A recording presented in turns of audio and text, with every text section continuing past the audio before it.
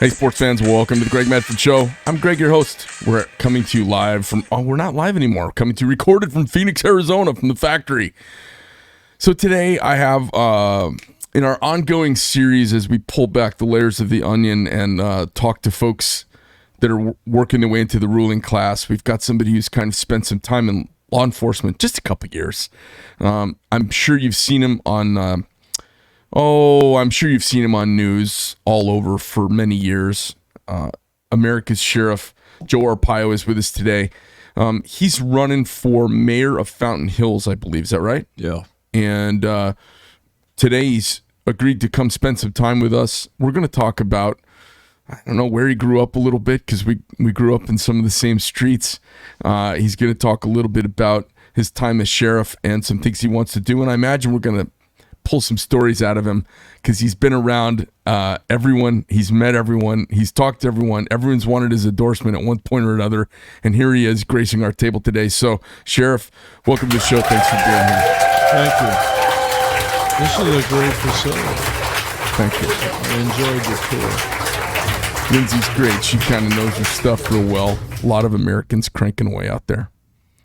So, what made you decide you want to get back in politics after your time ended as sheriff here in Arizona?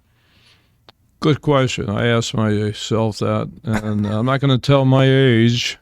I'm glad you don't have a video, but if you do, I'm alive. A little video. Everyone knows alive, and I won't give you my age. I'll give you a date of birth. June 14, Flag Day, same as my hero and friend Donald Trump. Yeah. 1950 I was born. Not really. I joined the Army in 1950. So I was born June 14, 1932. You figure it out. Most kids can't figure it out when I tell them that. I give them clues. That doesn't help. They even pull out their phone, which I have a great phone. It's called a flip-flopper. So, I tell them. I joined the Army when the Korean War broke out. 1950. I was 18. How old am I? They can't figure it out. I'm talking about high school kids. I give them another clue. I ran for sheriff when I was 60. And I served 24 years. How old am I? They still can't figure it out. So I don't know what we're teaching these kids. They're slaves to social network and the telephone, which is sad. So I am 90, turned 90 Flag Day. Happy birthday. Got a nice message from Trump, since we're born on the same day. He always remembers your birthday, right? Well, he actually pardoned my wife. No, he pardoned me. Yeah. On my wife's birthday. Oh, nice. So birthdays come into my life history. So, yeah, I'm up there in the age. And by the way, somebody's looking out for me. How come I never spent a night, overnight in a hospital? I don't know, but I'm going to knock on this wood barrel here right now. Huh? I'm going to knock on my wood barrel. How did your friendship with Trump come about? Good question. Not complicated, but I never knew the guy. I heard about the Trump hotels. Yeah. In fact, I think I got a little personal note from him. Didn't even know him. He didn't know me. I think he knew one of the issues I took on. And that's the only time talking about the border? No. Has to do more serious than that. Well, when you talk about the border, yeah, I made a name for myself, locking up illegal aliens. Now, the irony is, I think I'm responsible for 250,000 as a little old sheriff. But I probably have the investigation on the top alien in history. And I'm not going down that road. All I'm going down is the road of a fake government document.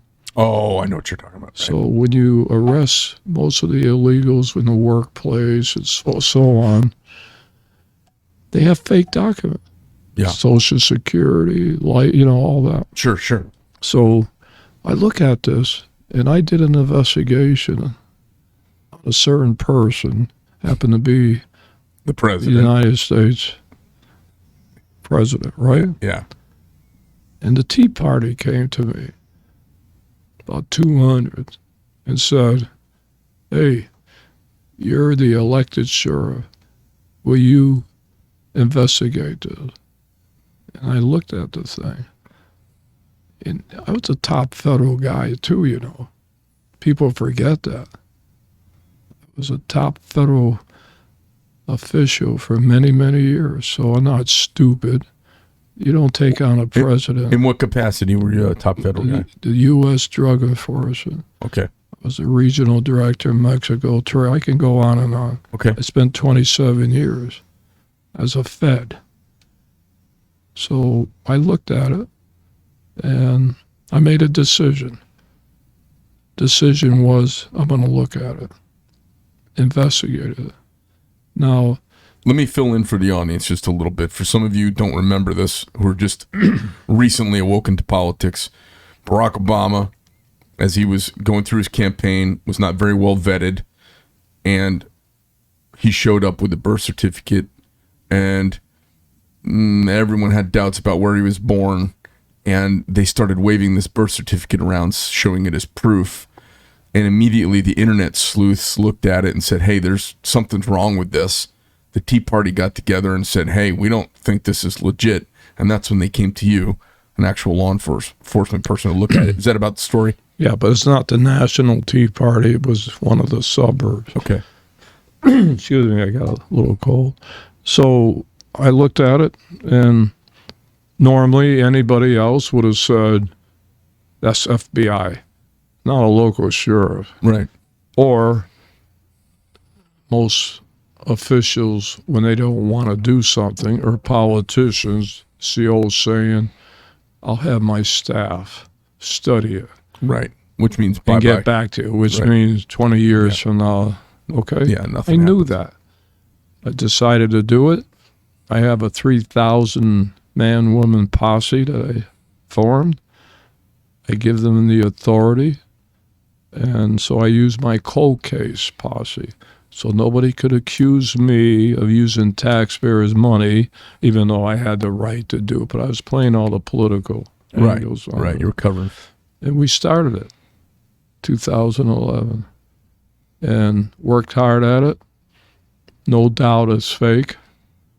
No doubt in a million years. This law firm, I don't usually talk about this, law firm there in Perkins Coie. Perkins Coie, Yeah, again, big, long firm. who've been in the news recently because of Oh, this yeah. scandal around Okay. the fake Russian dossier. So would you like me to talk about Same law that? firm. Yeah, I love it. Huh? Yeah, for sure. Okay. No, I mean, I'm going to talk about I didn't want to interrupt you. I mean, but No, I add a little parenthetical I'm for glad the you audience. did. Yeah. I'm glad you did. Coincidentally, there is news on it, but I'm sure that the news, those that don't like Trump, are not giving this law firm any credit, okay? Mm-hmm. So why is it that that law firm went to deliver them the money? Remember the Steele report? Mm-hmm. The Steele dossier, yeah. Deliver the money with Hillary to Hillary.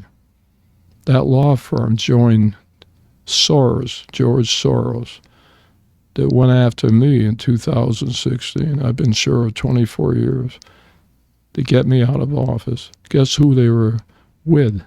Oh, That law firm. Perkins Coie. Yeah. That law firm, after Trump pardoned me on a Mickey Mouse contempt of court, no jury, it was a hit job, big time. No, they've been weaponizing the justice system, haven't they? Big time. Yeah. They try to take away the pardon because Trump pardoned me on a little contempt of court. I didn't ask for it, but he did it. That was his first pardon, was me. So that law firm tried to appeal the pardon. Okay? No such thing. Okay. Now, who do you think went to Hawaii? What law firm?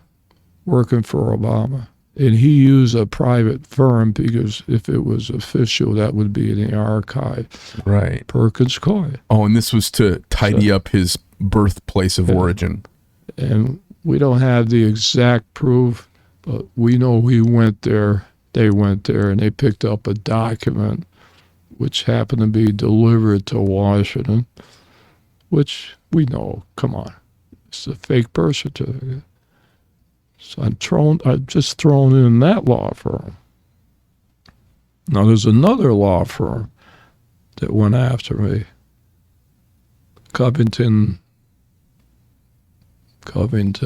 Bowling, I forgot the name, which I never should.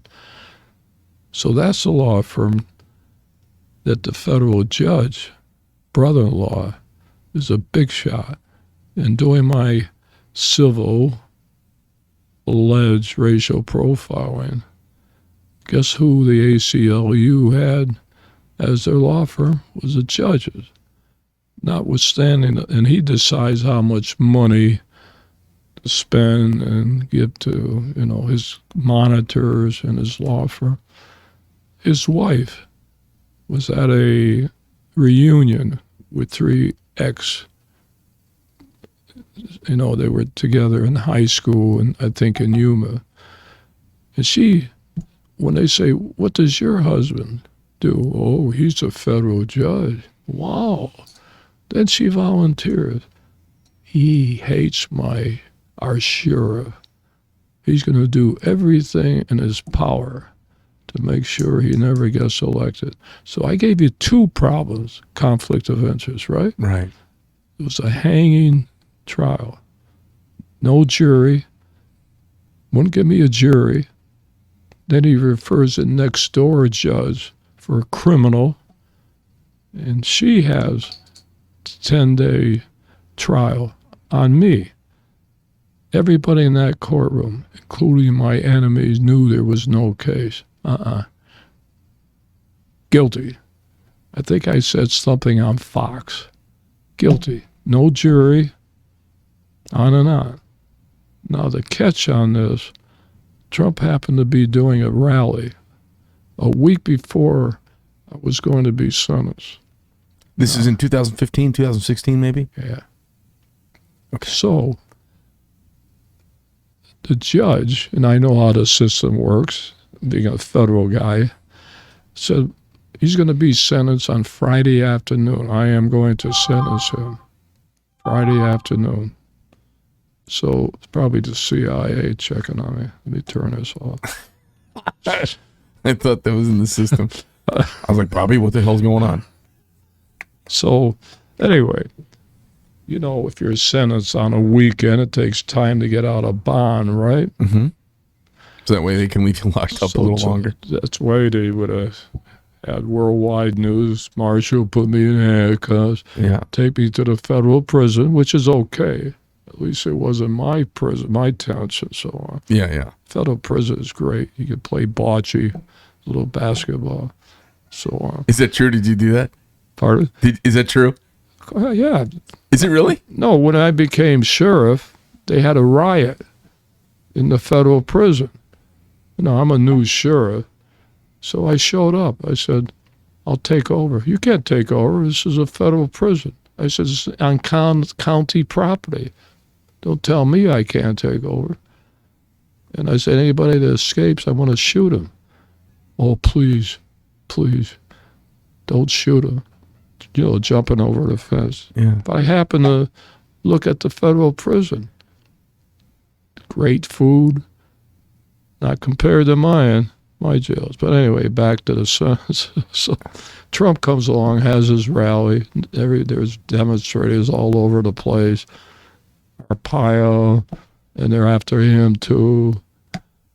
So I didn't show up for the rally. I usually introduce him to the rally. I stayed home with my wife, and I said, you wait. He's going to pull something out of his pocket, and he's going to talk about the pardon, because it kind of leaked out that he knew my situation. Sure enough, first he says to the 10,000 people, do you like Sheriff Joe? Yeah. He said, don't worry. He'll be taken care of. A few days later, he pardons me. I never had to show up for court. They ruined the whole judge's plan. I guarantee you, she would have put me in jail for 3 days. You can get up to 6 months. It's like a dog bite, same charge. Ruined her plan. And during the 10-day trial, I had to sit as a defense attorney. My defense attorney. By the way, I should have the world's record. Was it the Guinness World? Yeah, Guinness Book. I guarantee you I would be in that book, which I think I can develop that. So people are going to say, how much money did this cost you? For a misdemeanor, okay, the total thing they could do to you is $500 fine. Nobody even knew what a contempt of court. To this day, we appeal it.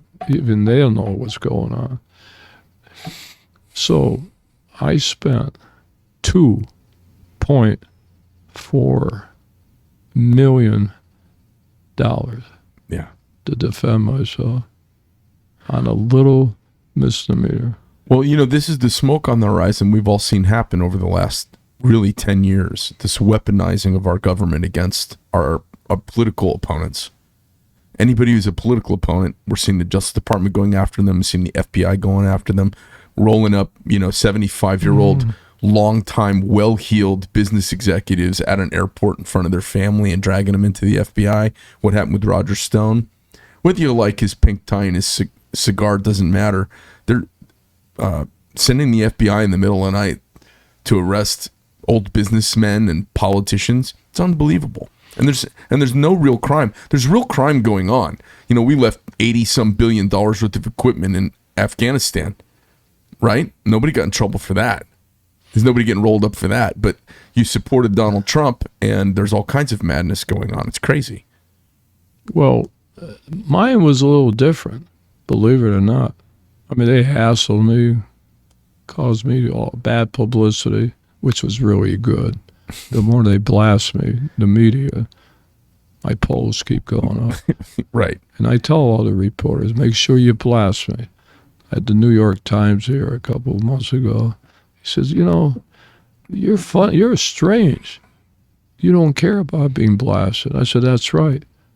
When you do your article, even though I sued them, he didn't realize I sued them 6 months before. I said, I don't care. Don't say nice things. Because every time you guys go after me, my polls go higher and higher. Couldn't believe it. But it's true. I had that reputation. So I didn't have to go to court on that situation. I'd never been fingerprinted. I never had a photo. I don't even know if I have a record. But contempt of court, that's all I hear. Yeah. And spending all this money, causing all the taxpayers' money. Not my fault. Blame the judge in the court and Obama, because this happened under him. Right. So they were after me. And they got me because I lost the election. Anybody could have won that election. With George Soros and that Perkins Coie pumping all that money. The mayor of L.A., he finally left. I think he's begging for a cabinet post. He led hundreds of illegals from L.A. to my county. He was wearing shirts saying, arrest Arpaio. This is the mayor of L.A. Think of that. Yeah. So they threw everything at me, and they got me. That's okay. It's the name of the game.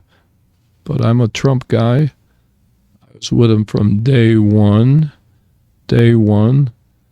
My support comes from the heart. That's a big difference than politics. Right. Everybody wants him now. Yeah. The minute his polls go down, right, he'll be under the bus. Right.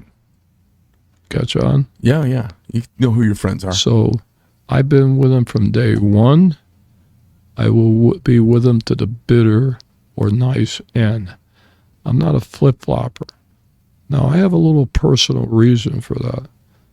Personal reason. But even without the personal reason, I still would support him. Because when he came to Phoenix, first it was July 2015. He announced a month earlier in New York. First rally happened to be in Phoenix. Nobody would get on that stage and introduce him. I'm talking about elected. Was that the one at the Veterans Memorial Coliseum or at the fairgrounds? Yeah. Yeah, I was at that. That was 15. Yeah. Did you see me up there? Yeah, I did. Okay, you know what? I didn't know the guy. I'm winging it. Yeah. So I said, "Oh, we're born on the same day." Oh. And then I said, "There's a silent majority out there." That was way back there. And then I said, "You're going to be our next president." So he looks at me. But the point is, nobody will go near him. Now they're all near him. Oh, yeah.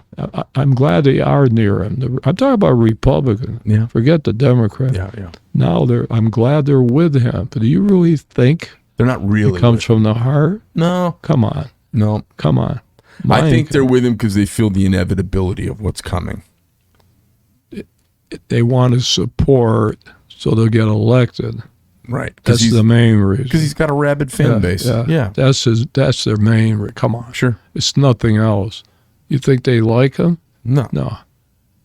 So I'm glad at least they got a little brains, at least at this time. Right. Okay. So I started introducing them, and then my wife came down with cancer during the trial, the Mickey Mouse trial. And, chemo and all. She used to watch Fox. Of course, I was a big Fox guy. Used to buy on all the shows. I'm diversing just a minute. Then he blackballed me. Hey, all those people that I knew blackballed me. You're talking about Fox News? Yeah. National. Okay. And why did they do that? Because I was on the show talking to one of the famous person. They call her Judge all the time. And she asked me about Hawaii, whether, remember they had a problem, hit the wrong button, it's going to blow up Honolulu. And she says, "I wish someday they'll investigate that.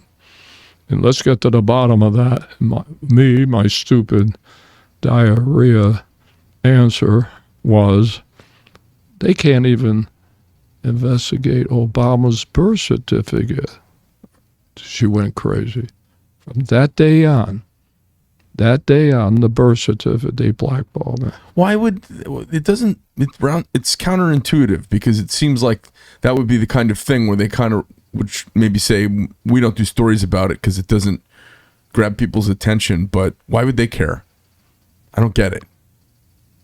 Well, I think I touched the nerve, and when I started it, I said, I don't care where he's born.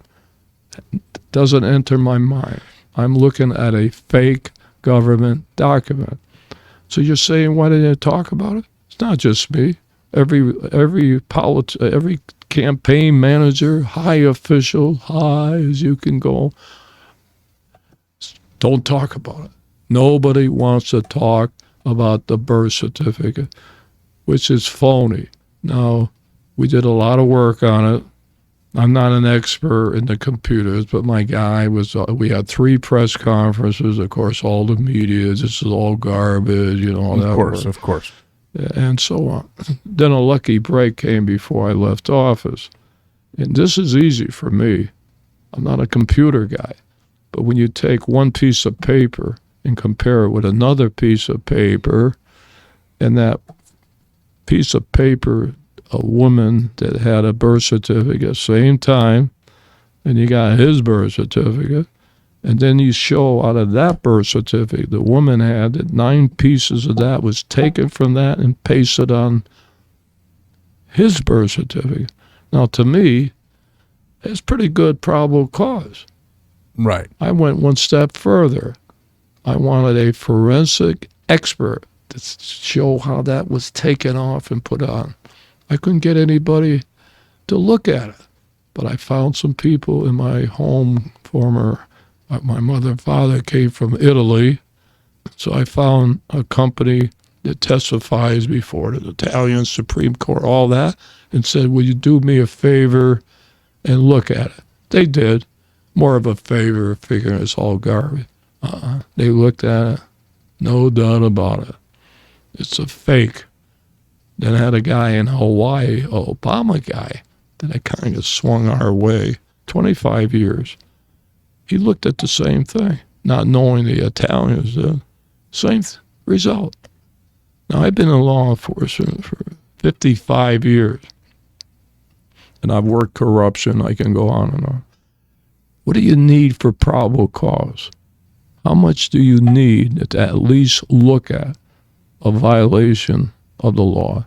Nobody to this day will touch it. And I'm very angry at that. I would like some law enforcement agency other than mine to look into it. No one has looked into it. They don't want to talk about it. And he gets a pass. That's because our elected officials have stolen the country and they've weaponized the justice system. I don't think there's any justice happening almost anywhere. We're not arresting criminals. We wonder why kids are all lawless. They don't see any law and order in half the communities in this country. They've weaponized. They've turned it into like the Soviet, like the KGB. You know, the Justice Department's, they're not, you know, they say, oh, it's the leadership. It's not the leadership.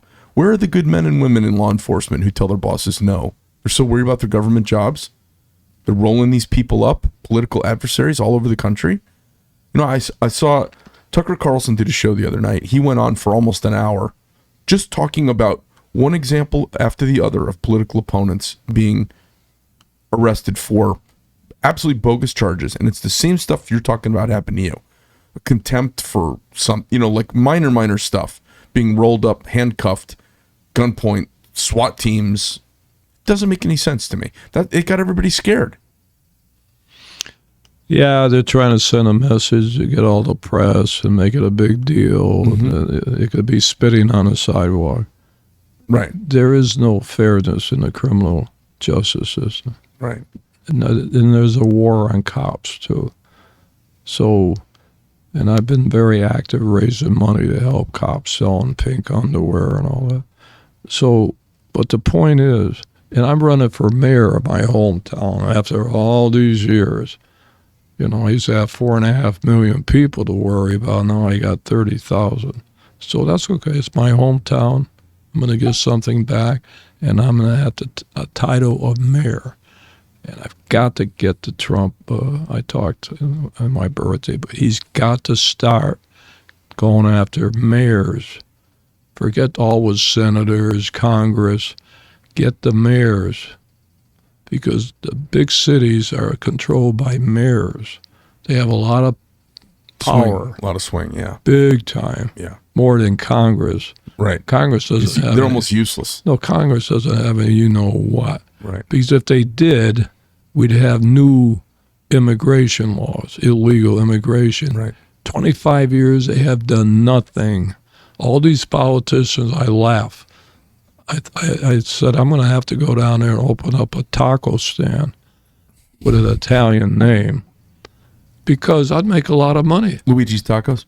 Huh? Yeah. Luigi's Tacos? No, Giuseppe. Giuseppe, okay, Giuseppe. Just go down there. You know why? Especially during election, every politician in the universe heads for the border. They don't even know where the border is until they're running for office. So they stand in front of this chicken wire fence. When I'm elected, I'm going to close this border. I'm going to take care of this problem. You ever hear of that? every elected Sure. official. It's the same thing. Sure. What happened in 25 years? Where is Congress? Why don't they change some laws? Same garbage, even now, when you got more coming in probably than ever before, Yeah. and nobody cares. All they do is talk. Tell me one politician you hear that has said they're going to do something, and they really did it. Just Trump.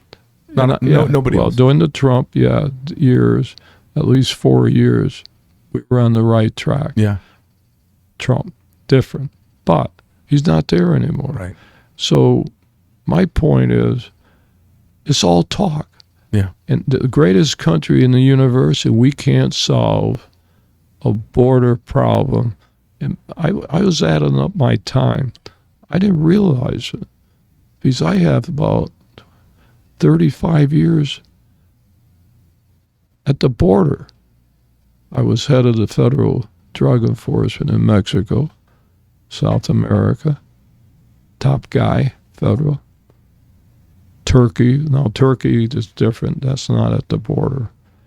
But sheriff for 24 years, 60 miles from the border. So I know about the border. Operation Intercept, 1969, under Nixon, G. Gordon Liddy and I ran that operation where we just about closed the border for 2 weeks. And they hated us in Mexico. But no, the drugs came over. It solved the problem for a couple of weeks under Nixon. So why is it the same problem over and over and over again at that border? They worry about borders in foreign countries, which I was head of the federal drug enforcement in Turkey, Middle East, so I know something about that area too.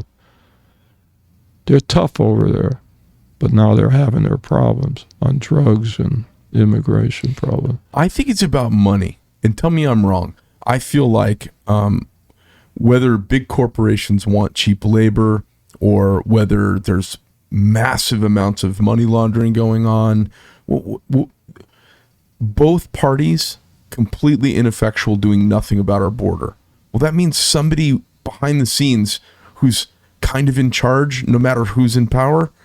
That's big corporations. I love commerce and business, but there's some bigger interest at play that's keeping the borders open, because it seems to me such a blue collar solvable problem, and we've seen it get solved and choose not to.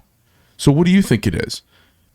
Well, first of all, I've locked up thousands and thousands. And by the way, I had my deputies trained by ICE and sworn in as ICE agents. That's a deal I made with the head of ICE. They wanted to put them in a jail, which is okay. I said, I want mine on the streets. I want the authority to arrest illegal. They had to give it to me. So my guys went through all the training, and we could enforce the illegal immigration law. Of course, this judge never took that on coincidence, when they went after me. I had the authority, plus 2 state laws we had, human smuggling and employer. So I enforce all those laws. In fact, I won that one recently before the Supreme Court, where when you raid a business, you can arrest the employees. And we had a state law that I was doing that. So, but we have to have tougher laws. And I always get amused throughout the years when you always hear by the politician, here's what they say: we must enforce the laws at the border first, and then we'll look into other illegal activity, like all of them floating around the U.S. and arresting them. The laws are there, still there. Okay? Now, anybody knows that's a cop-out. You are never going to close that border 100%. Right. Come on. Right. But they use that. Once we do that, then we'll go after illegals in the interior of the United States. Another garbage slogan they all use. Right. Now it's changed a little. All Yeah. the refugees, now there's another problem. You know how that works. Right. So I laugh at it. So the reason is, why? Why can't they close that border or do what President Nixon did? Is it politically motivated? Economic? Intelligence? So I don't know, but it's getting out of hand now. Can we ever get back to at least what it was 25, 30 years ago? You know, the crazy part is what we saw under Trump, and this is what I don't understand. And you'd think even for the most cynical politicians out there, they'd go, okay, we didn't like Orange Bad Man, but look what he did, and it was so popular and it worked so well. Let's just do that, but we'll call it a different thing. You know what I mean? The guy just demonstrated one successful thing after the other. You'd think anybody who just wants to survive and stay in power would just glom on to some of what he did that was done well. But they're just doubling down on the opposite of everything. It doesn't make any sense. The border doesn't make any sense. Both parties, the uniparty of do nothing on the border, what's behind it? Well, I spent 28 years on both sides as a top guy. So when I was the director of Mexico, South America, I had offices in Panama and Argentina, but I worked out of Mexico City. Most of my activity was in Mexico. And I dealt with the officials. I dealt with them. I dealt with crooked officials. And I got along pretty good. Sometimes it's better to be there and not be there. Right. So the point is, I have my own theory. Now, I like it when Trump goes to meet Putin or the Korean, the rocket guy. Yeah, Kim. I love it. You know why I thought it was love awesome too. Forget all the politics. Let's get to human nature. You go in the back room. You have no, Trump doesn't drink, but you got the Coca-Cola. Yeah, have a Coke. And the other guy's drinking vodka or whatever they drink in Russia. Yeah. And you put the cards on the table and you start talking and you make a deal. Right. Now, Trump is good at making deals. Yeah, for sure. We know that. Yeah. So here's Putin and Trump, and they're talking. Now, once they go to the toilet, then the whole world knows about it. Right. You know, once he says anything, the New York Times, I don't know, they got the biggest snitches I ever heard of, because they know exactly what's said or what he wants to do. So it goes in the private room. What's wrong with that? I guess we're doing pretty good under his tenure, right? Yeah. So you have private meetings. So the thing is, I was in that position because after the Operation Intercept, they sent me to Mexico as the regional director. Wait a minute. They hated us. So I'm a pretty nice guy. They call me the toughest guy, and I'm a nice guy too. So I had the Attorney General for the first time come to my house of Mexico, the whole country, like the U.S. Attorney General, not the U.S. Attorney. Right. Attorney General, yeah. I had them over my house. They hated us. Looking at me kind of funny. My wife's there. Had a nice dinner for them. And, of course, my wife was a great cook. Cooked blueberry pie. She's from Virginia, so she knows how to cook blueberry pie, right? Okay. The guy loved the pie. Of course, I was smart. I went to the PX, and I got some American whiskey. So I had whiskey here, the pie there. So you melted some of the ice. Yeah. Yeah. Big ice. Yeah. Other than a big stick, I took care of business on pie and whiskey. Now, Bobby, would you make a note of that, please, the next time we run into whiskey and blueberry pie, Virginia recipe, please? Going to Virginia to get some now.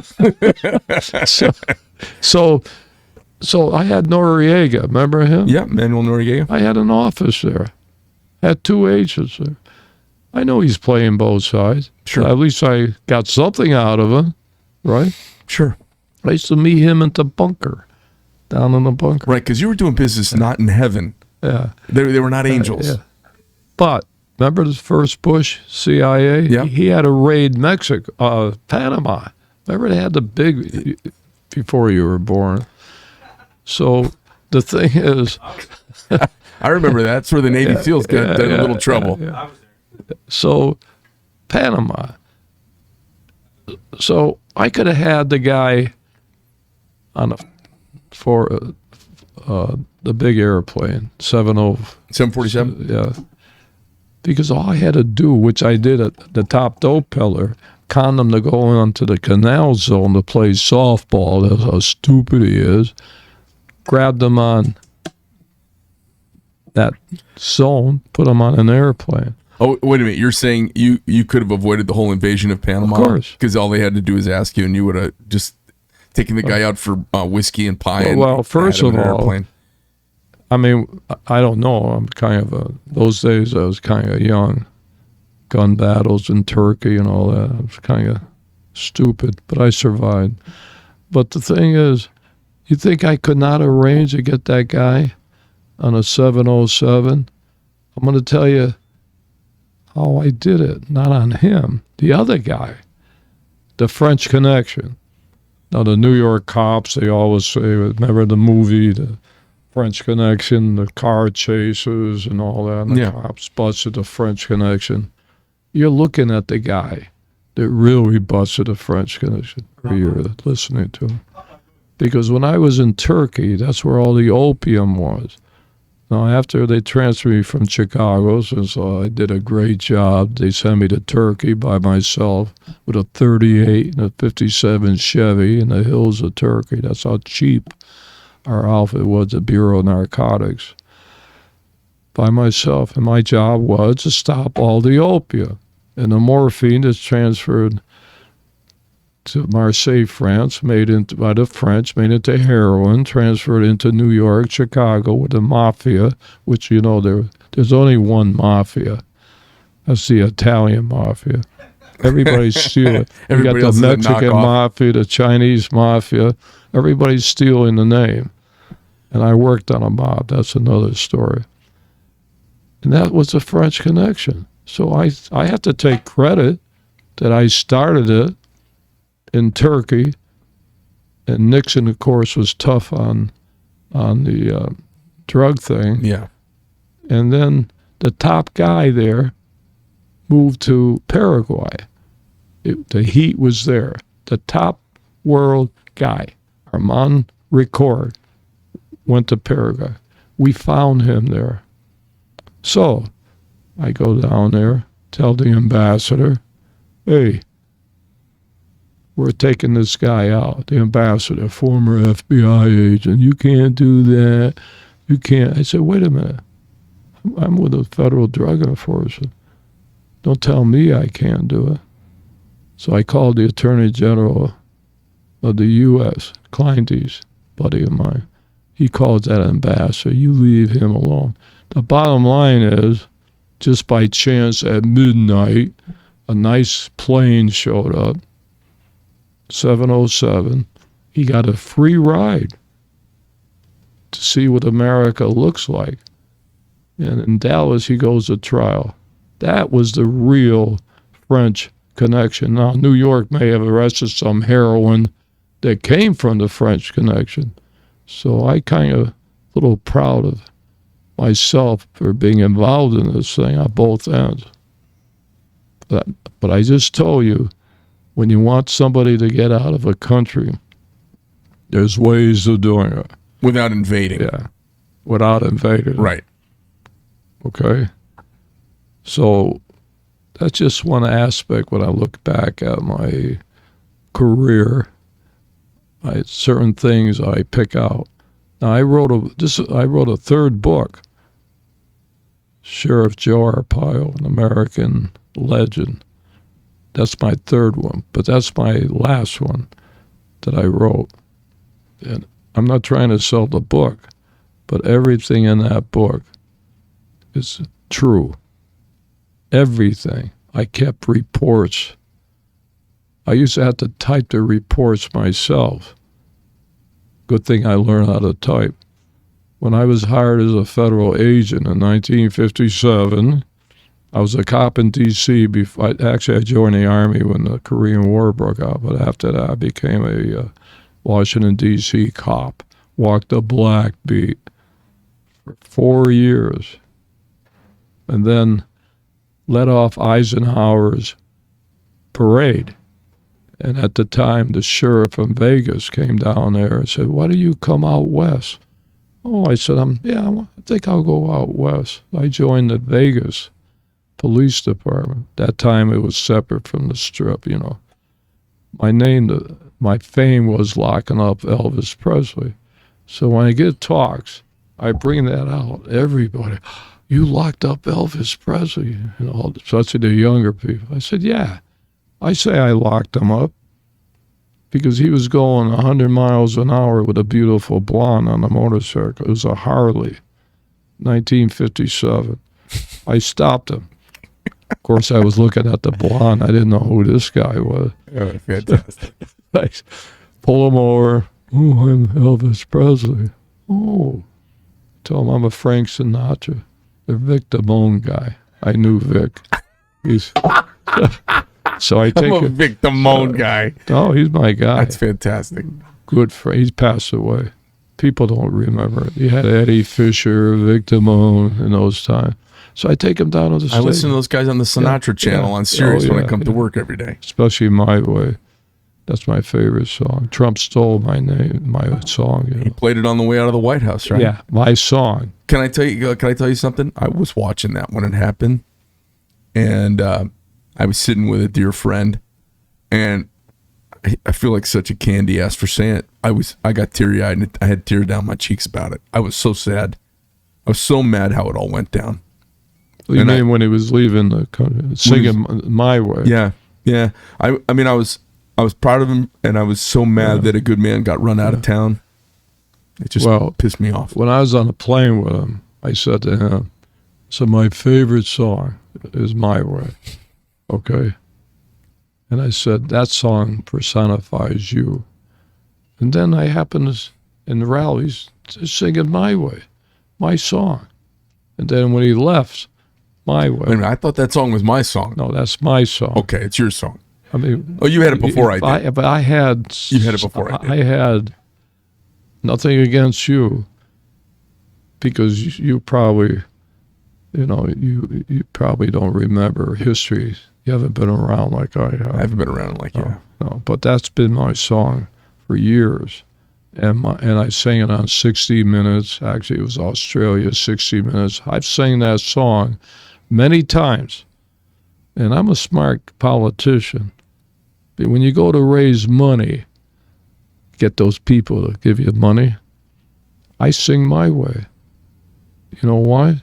I sing it so bad, they give me money to shut my mouth. That's how you do it. That's how you raise money, right?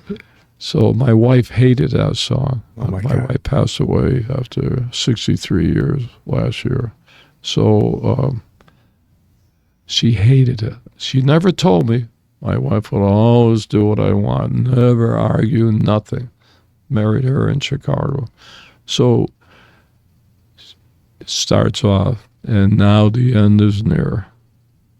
Kind of sad, you know. Oh, yeah. Especially in law enforcement. And now the end. Melancholy as hell, yeah. So she was very sensitive. But I love that song. And I'll always love that song. Yeah. And I try to sing it. And I'm not good at it. And if I had my life to live over, I would have taken voice.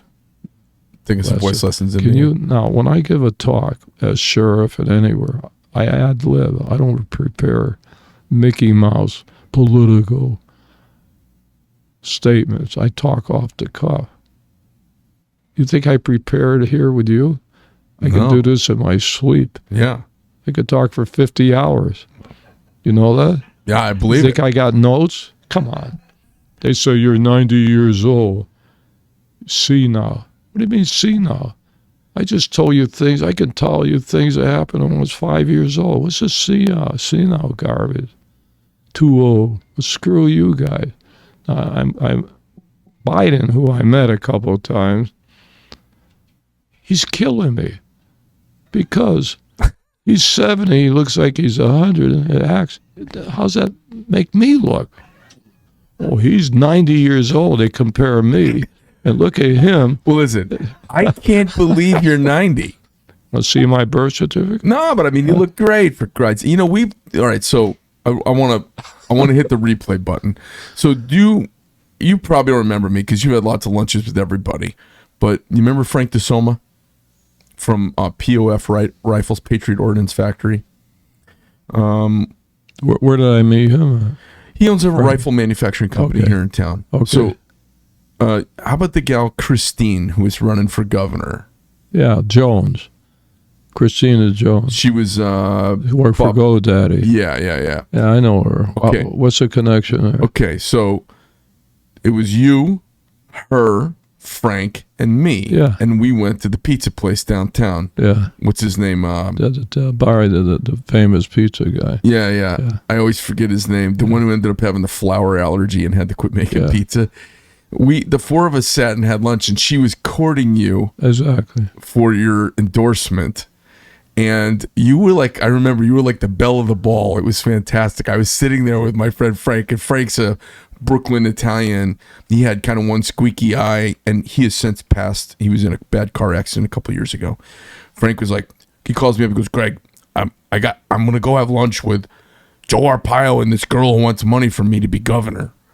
Would you come with me? Because I want you to just be there with me for some support. So it was the four of us, and I remember she had an Air Force officer husband who kind of sat off to the side. In the military. Yeah, and I remember my takeaway from the whole thing was really funny. You and I started talking, and I didn't know you were from Springfield, and I asked you if you knew the Axiotis brothers, and you're like, oh yeah, I know the Axiotis brothers, and it was a bunch of connections around Springfield and West Springfield, Massachusetts from your youth. Is that where you were raised? Yeah, my mother and father came from Italy, settled in Springfield. Now, you bring her name up. So how long do I have on this? What time did you want? I don't want to hurt you. As long as you want to talk. Well, you're not going to put this on. You're going to take up airspace for 5 hours? We don't or care. You're going to have segments? It's a podcast. It's a deep dive. People put it on when they're listening to work, and they kind of chug turn away. on, then they come back to it. Yeah. Okay, it's like a series. So we're on series 2 now. Yeah, sure. Chapter 2. Because you bring her up. Huh? Yeah, sure. When you open the door on her, I have to talk about a few other things. I'll bring it. Has to do with politics. That's what we're here for. Now, she worked for GoDaddy, Parsons, who now sold it. He's got the Harley, and who's avoiding me now. He used to cut his ribbons, open it up all at once. I gave him a badge, made him a special deputy and all, but that's another history with him. So she came to my office many times, which was great. She used to bring me rum cake. Now, Ducey, now wait a minute, this is interesting. I don't usually say this much. It's how politics happens with me. I'm different. So she came several times, and she was smart. She used to praise me, the reverse psychology, okay? Wanted my indoors. I had 7 people running, 7, including the current governor, okay? So now the sheriff of Pinell County, and we had our little differences. He wanted to be like me. This is Babu with the bald head. The bald head, yeah. And she says, and Fox loved him. Well, they loved me too, but he had something different. He didn't have any hair. I won't go into other things too. But she says, I'm going to do a fundraiser. He's going to hold one for me. I says, really? If you do, don't bring me any more cake. We're finished. Sure enough, she did. Called me, said, we're done. I was kind of leaning towards her. Then all the others were coming to my office, the mayor, Mesa, Ducey, the whole bunch, visited me in my office. Now, Ducey, he had the ice cream place, but then I had the freedom not worrying about Jones. I was going to stay out of the race. I endorsed him, Ducey. And he was way down. Smith was the mayor of Mesa, hated me because I raided his office and the police department. That's another story. Making friends and winning influence. All over illegal immigration, of course. Nobody would do anything. They had about 10 working in a city hall. They wouldn't arrest them, so I said, I'm going to arrest them. So I went in there with my SWAT team, raided the city hall. So I do things like that. The guy Gascon was the police chief also. He's the one that's the L.A. district attorney. Yeah. They want to recall him. He's a screwball. Yeah. He used to try to keep me from going in his town in Mesa. Oh, is it Gascon from here? Not from here. They hired him from the outside. Oh, okay. And he went as chief in San Francisco, then appointed district attorney. Now he's in L.A. letting everybody out. Right. They want to recall this guy, who still badmouths me, you know. Yeah, he's a ding-dong. So I decided... Didn't Babu turn out to have a bunch of weird stuff? Didn't he have like a boyfriend who was illegal or all that? None of that true? It's true. Okay. He finally came out of the closet. I mean, I don't care if I don't care either. No. That's his problem. Wasn't his boyfriend an illegal or something? I'm not going to get into all that. Okay, all right. I just read the New Times. Okay. so you know that Mickey Mouse paper. Oh yeah, they're bananas. You do know I arrested the 2 publishers, the owners. No, that's awesome. You never heard of that? No. Huh? No, I quit reading the papers years ago. Well, the New Times, I've been the headlines every week trying to destroy me. Yeah. So I got some evidence and dragged both the publishers out at midnight, threw them in jail. Oh, you talk about. And the county attorney at the time didn't have the guts to do anything. And by the way, they're all under indictment around the country. Who is? Both of those publishers that I arrested. Oh, now, you mean currently? Now. Yeah, for what? For the back page, the sex on the back page and all that. Oh. So I guess I was ahead of the game back then too. Okay? Even a broken clock's right 150 times. So where were we, Governor? No, you were talking about Christine. Yeah, so she didn't win. No. Ducey won. Yeah. And he knows because he was 10% down. And I did commercials. Went 10% up. And he admits it. He says, if it wasn't for you, I never would have been governor. You got it. I says, hey. And I never ask her a favor. I never ask anybody that I endorse, from Trump down, never ask for a favor. I just endorse them. You know, most politicians was, I did this for you. What's my quid pro quo? None. Hey, let me ask you about that. So you and Trump never said, hey, I'm going to pardon you, nudge, nudge, don't worry about it, I'm going to take care of you. He never said anything like that. Awesome. He did it out of his heart. Yeah. So then I tell my wife watches Fox. Pizzeria Bianco. Yeah. Bianco. Sorry, it was just my head. He just opened up one in L.A. Chris did? Last week. Yeah. Yeah. So my wife came down with cancer doing the trial. So I told Trump, I said, my wife watches Fox because she wants to watch you. He said, he picks up the phone. He calls my wife. You know, how you doing and all that. He's called my wife at least 7 times, even when he was president. How you doing? Now, I wish I would have took my wife to meet with him. She didn't like to go in big crowds, although she would go on parades with me and on top of my tank and all that. So I don't forget that. Now, he pardoned me on her birthday.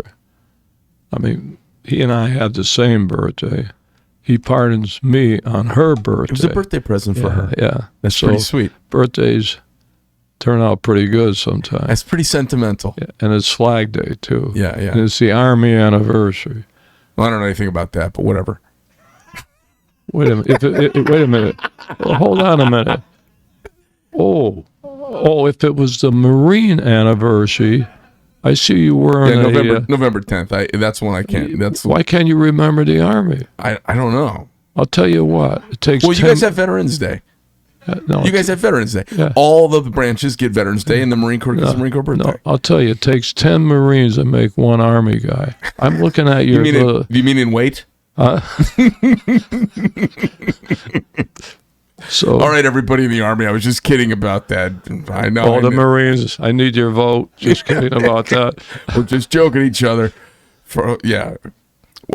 So, the significance of him remembering or finding out your wife's birthday and knowing when your husband is under unjust persecution, how much strain it puts on a family, how much strain it puts on a couple, how much strain it puts on a wife, for her to get that for a birthday present from the president is pretty spectacular. Well, there's another step to this. It's a double gift. Yeah. It's a gift to you and an amazing gift to her. So there's another step to this whole thing.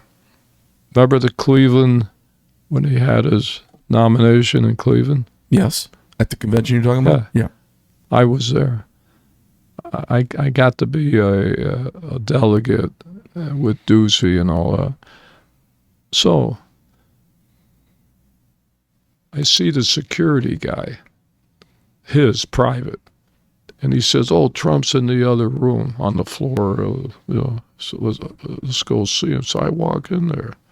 He's there with Montefiore. He's the guy that went to prison. He got pardoned. He's sitting there. Trump is sitting there.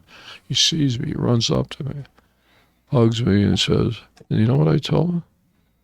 Hey, don't you ever think that I turned down speaking for you on the stage." See, I had a gut feeling they were playing their politics. They're always jealous, these guys, the big boys. Sure. They don't like anybody to be a friend of Trump. You know what I'm saying? Oh, yeah. Everybody wants to be the close one to the king. Yeah. He says, "You're not going to be on the stage?" No. He goes crazy, tells Montefiore, "You get him on that stage." Now, this is Monday. The federal judge was hanging me on a contempt of court. "You will be back in my courtroom on Friday." If I didn't show up, I would have had 2 contempts. Probably broke a record. So I was in a tough time frame. So Montefiore says, "Well, if you're going to do this." Paul Montefiore, right? Yeah. You only have 5 minutes to speak. Giuliani took like 20, ruined the whole night. I said, 5 minutes you're giving me? Come on. That's 3 minutes, because 2 minutes are going to be cheering for me. And he says, "You got to use a teleprompter." I don't use teleprompter. No, you got to use a teleprompter. So that's Monday. Tuesday goes by, nothing. Wednesday goes by, nothing. Thursday is the night that Trump takes the stage. Finally, they call me at high noon. We want you on the stage. So I had to go in the back, all the TV, all the people working there. So I had to get a teleprompter course. So he hires a teleprompter. So for an hour, I'm looking at the teleprompter. Look here, look there, all that garbage. Then he says, "We got the speech for you." Who says that? Montefiore. Yeah. "We got your speech." Oh, okay. Oh, really? What is it? "America's toughest sheriff, known for his pink underwear." That ain't gonna fly. Right. You gonna put your hand up my ass too? Not gonna happen. And I told him, and they bring me on the stage. I said, "What am I on the stage for?" This is before training me. Yeah. And I couldn't realize why. Because there's a button, and when the microphone is there, they can move it up and down. That's why he asked me my weight and all that. So they say the speech. I said, "I'm going to tell my speech." And what I did, I told about my wife. Trump was having a little problem, allegations of women. I'm talking about my wife. No, I said, I don't care what you say. What are you going to do? Stop the whole thing? You don't like what I say with your stupid teleprompter? That's what I did. Got out there. I had prime time. 60 million people because they waited to the last minute to get me up there, right? Mm-hmm. I never would have been up there if I didn't walk into that room and those people, the little clique, which he should have fired all these guys anyway. Yeah. If I didn't walk in there, I wouldn't have not been there, and he would have thought that I turned them down. Right. Catch on? Yeah, oh yeah, I do. And they ruined his first year in office too, that whole bunch. You should have fired all of them. Yep. Now, I meet him once in a while in private. I'm not going to get into it, but any politician meets with in private. The media, what did you say? They're going to say, well, when I was in there, we discussed this, and I suggested this. You know what I tell the media? I don't say nothing. You want to know about it, call him. Don't call me. That's how I do it. You could have been in the mafia, Instead of you took a little fork in the road when you were a young man. You could have gone in the mafia, nice and quiet with the Cosa Nostra. I worked on the mafia. Believe me. When I got the job as a federal narcotic agent, from Vegas, I went to D.C. and talked to the administrator. He called me.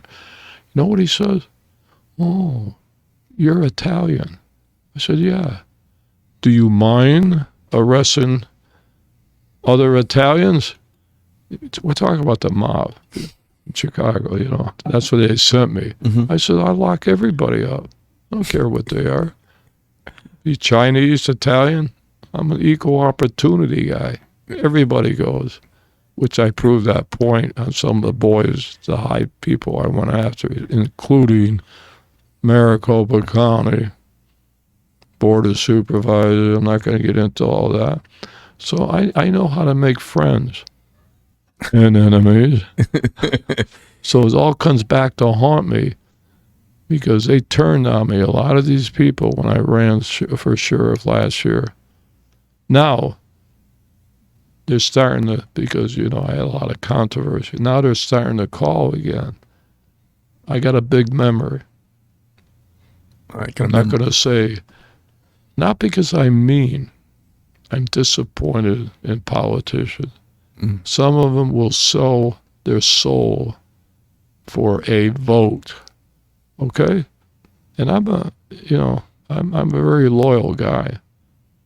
Now, when I say that, it's because I'm disappointed in some politicians. By the way, I'm talking about Republicans. Oh, sure. I know about the Democrats. Right. Hey, let me interrupt you. We after we talk for a while, I like to do a lightning round sometimes. Lightning round is where I come at you with a bunch of different things and you give me some off-the-cuff thoughts, okay? Go shoot. What I want to do is, you've clearly had your nose to the ground. You're like the Forrest Gump of law enforcement. You've bumped all over, run into all these people, arrested Elvis, did thing for Nixon, you did bad down in Noriega, down in Panama, boom, up to here, America's most dangerous sheriff, blah, blah, blah, blah, blah. You got a nose for survival in this environment. So what I'd like to do is bring up several things and give me your 2 cents, your 2 quick moments of like, here's what I would tell them to do. Here's what they should do. Here's what I think. And so I'm just going to ask you a bunch of quick questions for some quick answers, okay? And we'll wrap it up because I know you've got things to do today. Have you endorsed anyone for governor? No. Do you want to? I know them all. Mm-hmm. Most of them have called me. Mm-hmm. I'm staying out of it. Now, one thing, I've had 17 call me around the country. 8 women running for Congress in different states want my endorsement. First thing I say, are you with Trump? That's the first barrier. And I know when they're hedging. Yep. If they're for Trump, then I endorse them. Or at least there's a possibility of endorsing them. The 17 that called me, I endorsed. Okay. Kind of underdogs. How about Carrie Lake? She is endorsed by Trump. Right. And I have to remember that because on Trump's airplane 24 years ago, she called me, wanted to interview Trump, and I cut him into that. So during the years, we've had she's a journalist, I'm the sheriff, and she's always treated me good in the media. That's Channel 10, that's Fox. Yeah. It's John Hook, my dear friend. That was the co-anchor. So this time around, I've had other people running that wanted my endorsement, and I stayed out of the race. Became very active endorsing people the last 3 years and raising money for the cops. Been very active, getting more press now than I did when I was sheriff. I average at least 10 press things that occur around the country that I mention, and I have a way to track them, that. Every time I'm on World TV or anything, I get a copy. So every day, my name is still out there. Sometimes not nice, but any press is good. I'm still out there around the world. They come and visit me. I still talk, but I'm a big, big supporter of Trump. Yeah. And I always throw him in. When they come over, I don't care what the subject is, I throw Trump in there. So I've been helping him, not formally, but my own way. Yeah. Okay. Now, Well, listen. You mentioned whether I'm endorsing who? Carrie Lake. I so far stayed out of it. I would never go against her. But one I am not endorsing is Robeson. Well, that goes into a different personal situation, personal political situation. So right now, if Trump calls me and says, take care of her, probably change my mind and endorse her. Well, I hear he's coming to town soon. I haven't heard that. I hear he's coming to town soon. And But it has to be pretty quick. yeah, it is. I know he's going to Alaska. I hope you endorse her. She's great. Watched her work and evolve. I think she's awesome. She's a serious America first. Everybody else a bunch of rhinos. Let's move on to the next thing. If you were to give advice, tell me some advice you would give Sheriff Lamb, because he's making a big name for himself. He's very involved. He's got his fingers in a bunch of political pies all over town, all over the state. I helped him get elected. He forgot that. I'm not going to talk about him. I know what I did as sheriff. I think he's... We don't have to say anything. We don't have to say anything bad or good. But I mean, if you were to give him advice, you want some advice? Elder law enforcement who's been there, done that. Okay, Kid. I'll tell you what the advice is. Yeah, go out and lock up some illegals. That's my advice. Start rounding them up. Okay, that's my big advice. Okay, and that goes for all the sheriffs. Okay. And don't go blaming me that I've been sued because there's some laws that say you can still raid businesses. Go lock up the illegals and lock up some dope peddlers. That is my advice. Instead of going on the TV and all that, which I do, but at least I get on TV because I have action. I don't get on TV because you crack up a car or whatever. I get on TV for doing things that are controversial. I'm not criticizing these guys. I'm a little disappointed, though. Everything seems to have died. Do you really think the media won't publicize if you raid a business today? Tell me how many businesses have been raided, and the law says you can do it. Nobody's doing nothing. And that's the time now to do something and not worry about being sued or publicity and all that crap. Do the job. So you touch a nerve with me, and I just gave you the answer. Okay, good.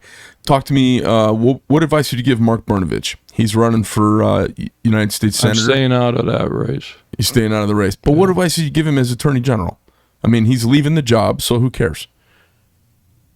Well, he wants to be senator. He wants to be senator, but let's stay out of the senator race. He's attorney general. He's been in there for several years now. You as a law enforcement person have always been finding a way to work with attorneys because because that's the second part of the arrest, right? What's the advice you give him as attorney general? Well, it's pretty tough right now because he's not going to be attorney general much longer. Yeah. If you give advice, it has to be past tense. Yeah, past tense advice. I don't know. He was attorney general when I was sheriff for a brief time. But it looks like politics gets involved in everything. Yeah. You can't get nothing done today. I had some threats on me. I'm trying to get this resolved. Nobody wants to do anything. It's always politics. When you go to the toilet, it becomes politics. I feel like everybody's covering their ass and not doing their job. Yeah, like if I was the attorney general, I'd say, hey, let's start rounding up people over, let's say, election fraud.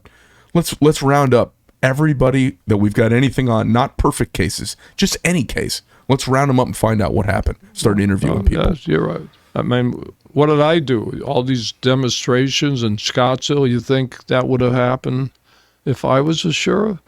I would have had the posse and the machine guns. I'm serious. Everybody knows it. All the cops stand by because the police chief and the mayor, you're not going to do this, you're not going to do that. I don't blame the cops on the street. But nobody seems to have the guts. It's all political crap going on. Yeah, ass covering. And I don't see, where's all the arrests for illegals? Right. Where are all the arrests? Forget the feds. You have state laws, okay, on illegal immigration. Where are they? Right. Let's give me 2 seconds on, I know we none of us like the Monday morning quarterback, but if I got to my son's school because there'd been a shooting, it would be really, really challenging to keep me from going in the school. If there's a lockdown situation and the police are not, and the cops are not in the building, you'd have to kill me. What happened in Texas? What's going on with law enforcement?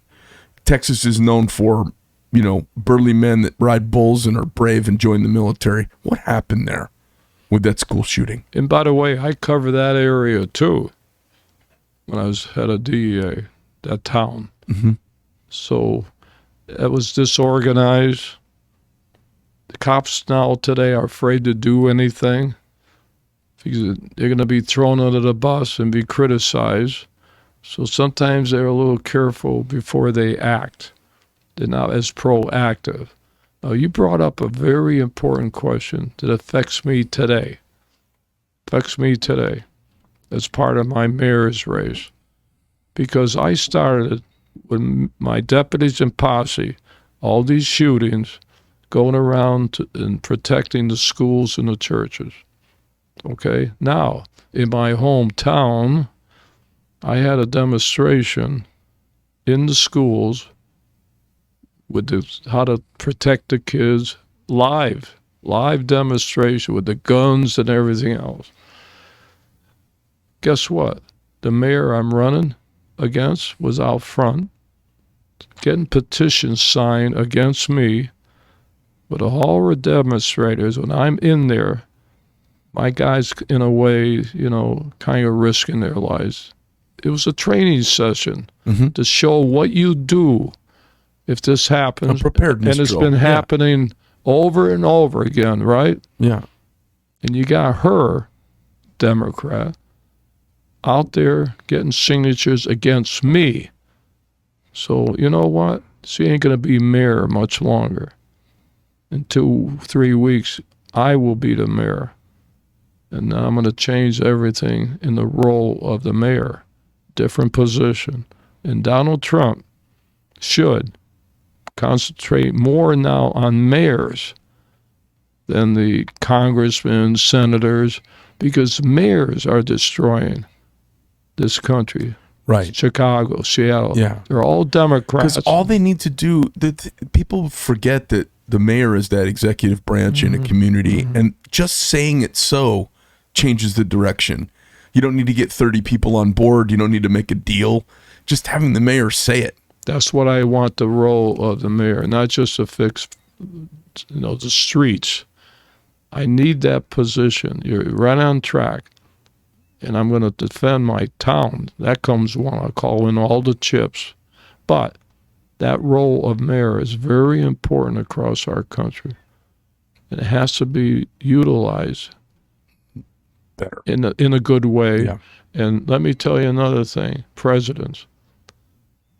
So goes the president, so goes the country. Sure. The president sets the tempo, whether it's a good tempo or bad tempo.